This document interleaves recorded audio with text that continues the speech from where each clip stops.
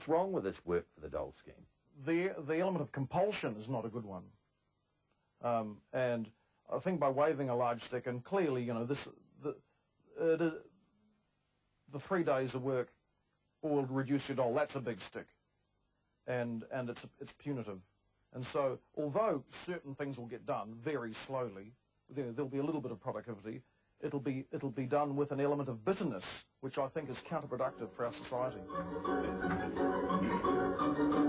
Graham Cairns believes he's owed a living because he's been doing great community work for most of his non-working life, that he's become a living work of art, a contention he demonstrated as a lecture on art at the Waikato Museum.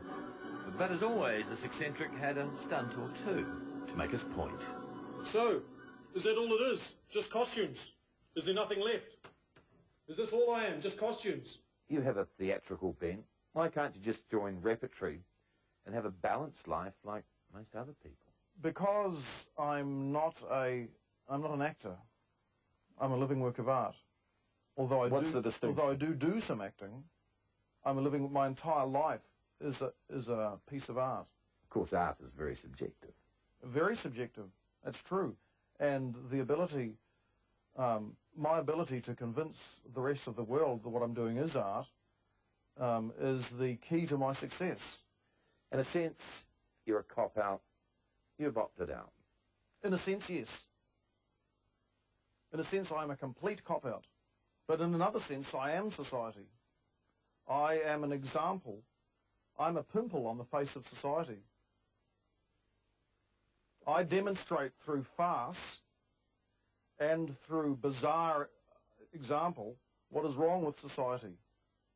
I make a mockery of myself to mock society.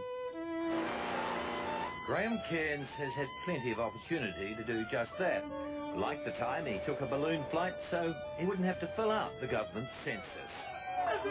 He's even offered opposing political candidates a porridge wrestle to decide the winner of a seat in Parliament.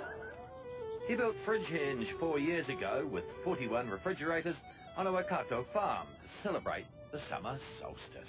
And remember, stay cool till after Yule. Go for 6, special year. A few Christmases back, he crucified Santa to protest at the commercialisation of the season. You could say he's carved a unique career from the dole. So you don't want to work for the dole? I've dedicated my life to doing uplifting, thought-provoking, entertaining public stunts and performances and pieces of performance art. And my whole life is a work of art. And I do that for nothing. If they want to call that work, then I'll just carry on doing it. But I don't need them to ask me to do it or to require me to do it. I'm doing it anyway. So if they're broad-minded enough and civilised enough to accept what I do as work, then I shall just carry on. If they're not, well, they've got an argument on their hands, haven't they? Story, on ya. Hey. 1, 2, 3, 4, Hamilton. Hamilton is the greatest little town in New Zealand, but I'd do anything to get away. Graham Cairns and the Big Serious Muffin Band. This street performance will add another $38 to his coffers. But here in Hamilton, he has some government support of the local kind. I think the Laird McGillicuddy is probably one of the more important elements of the developing culture of the city. I think he's great. For the past 9 years, until she retired last week, Margaret Evans was Mayor of Hamilton and a McGillicuddy fan. Throughout history, many of the great artists have depended on patronage, and I suppose they could have been called bludgers too. But it's only in retrospect that we look back and realise how hugely important they have been throughout time. It's another McGillicuddy house and one that Graham built. It also doubles as the mobile campaign headquarters for his political party.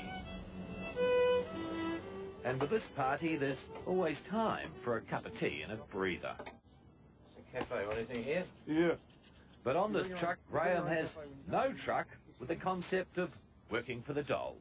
I've learnt to live a very, very frugal lifestyle, so it probably only costs every New Zealander about a cent each per year for me to have the time of my life. I mean, you know, why spend the time of your life not having the time of your life? You've only got a few brief years on this planet, So you might as well make the most of it.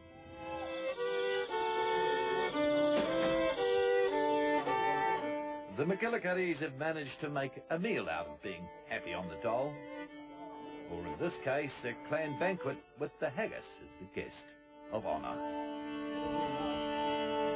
It's the kind of image they know will attract the attention of the local employment officers and the Associate Minister for Work and Income, Peter McArdle. I believe that one of the main aims of bringing in the community wage was to assist people who have been out of work a long time, lost the connection with the work ethic, the work habit. Well, I am a bludger, and I've worked out a tiny little chink, tiny little drip feed. And why? Because New Zealand is not the sort of civilised society that values the sorts of contribution I make. The former Mayor of Hamilton says he's a treasure. He does great work and he should be supported. Well, if this gentleman is a living work of art and treasure for that city, then I would suggest it's up to the city to pay this living work of art. That's not the role of the community wage, not to permanently entrench people into a life of living on a benefit.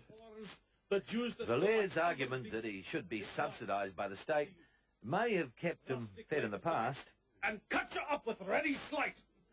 But under the Minister's new scheme, it seems that argument has worn rather thin. Glorious sight, warm, reeking, rich. Well, New Zealanders pay an awful lot of taxes to assist people in difficult situations on benefits. And my view is that New Zealanders accept that. They don't mind paying their taxes to help people in need. I suspect their view is very different if they think that people are abusing the system. For more than a decade, Graham Cairns has successfully danced on the dole. Even though times have changed, he still believes he can find new ways of waltzing through the new set of rules. I've already reached down into the ideas bag and pulled out more contingency plans than I need to survive these bleak years. I'll be fine. What a bleak and tawdry society we would have if we didn't have creative people doing peculiar things. What a dull, grey life we would all have. Should we, as taxpayers, be funding you? The king kept the jester. New Zealand should keep the McGillicuddys.